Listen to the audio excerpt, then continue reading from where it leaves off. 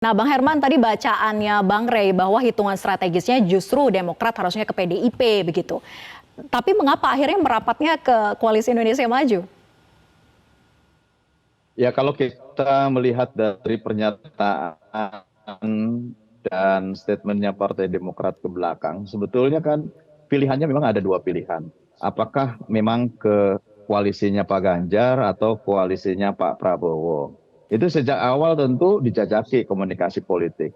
Lagi-lagi harus saya sampaikan bahwa ketika ada keinginan Partai Demokrat untuk berlabuh kepada dua koalisi yang sudah pasti ini kan sangat juga tergantung terhadap bagaimana sambutan dari dua koalisi yang sudah ada ini atas kesamaan ya, atas kesamaan dan kemudian atas keinginan yang sama pada akhirnya ada komunikasi politik yang ditindaklanjuti, ya kemajuan dan progresnya ya tentu lebih maju dari koalisinya Pak Prabowo.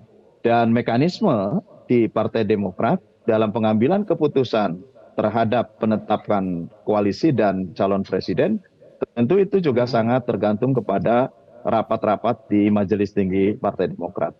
Oleh karenanya ada parameter-parameter objektif yang ini dijadikan pengambilan keputusan.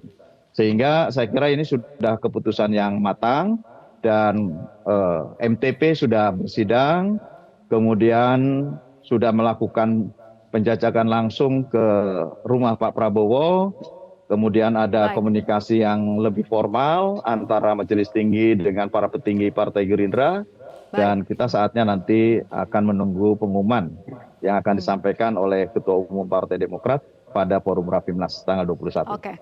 Jadi wacana rekonsiliasi nasional SBY dan Mega itu benar-benar sudah gagal tertutup begitu ya. Tidak ada lagi wacana tersebut yang memungkinkan untuk terjadi begitu, Bang Herman. Menurut saya konteks rekonsiliasi tentu bukan pada konteks kontestasi gitu ya. Dan tidak menutup kemungkinan kapan saja, di mana saja. Saya kira ketika kemudian keduanya akan bertemu pada titik tertentu, sangat tidak dipengaruhi oleh kontestasi politik. Karena ini kan persoalan kebangsaan. Dua-duanya adalah tokoh bangsa. Bu Megawati tokoh bangsa, Pak SBY juga tokoh bangsa.